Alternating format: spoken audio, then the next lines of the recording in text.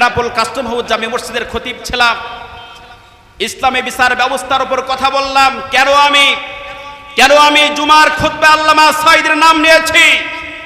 একজন আল্লাহর ওলি ছিলেন এই বেনাপোলে, যে আল্লাহর ওলি এই বেনাপোলের নেতৃত্বে ছিল সেই আল্লাহর ওলি, তার মসজিদে তিনিও একটা মসজিদের সভাপতি ছিলেন, সবচেয়ে বড় মসজিদ। সেই মসজিদের খতিব সাহেব কি বক্তব্য দিচ্ছেন তিনি মনিটরিং করতেন না, কিন্তু কাস্টমের খতিব কি বক্তব্য দিচ্ছে প্রতি জুম্মায় সেটি মনিটরিং তিনি করতেন এবং বারবার কমিশনার মহোদয়কে চাপ প্রয়োগ করত যে খতিবকে সরাতে হবে।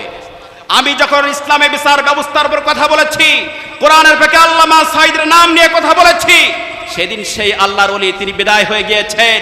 সেই আল্লাহর ওলি তিনি কমিশনার মহোদয়কে বাধ্য করেছে খতিবকে বিদায় করে দিতে হবে।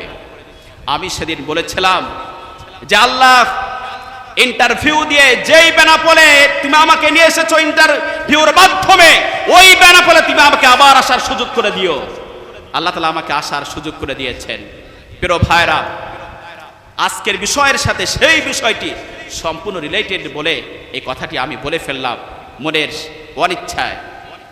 প্রিয় ভাইরা, আজকে যে কথাগুলো আমরা বলছি, আমি বলেছি, আমার পূর্ববর্তী বক্তারা বলেছে, আমাদের সকলকে মনে রেখে শিক্ষা গ্রহণ করে বাস্তব জীবনে আমল করার তৌফিক দিন। পড়েন আমিন।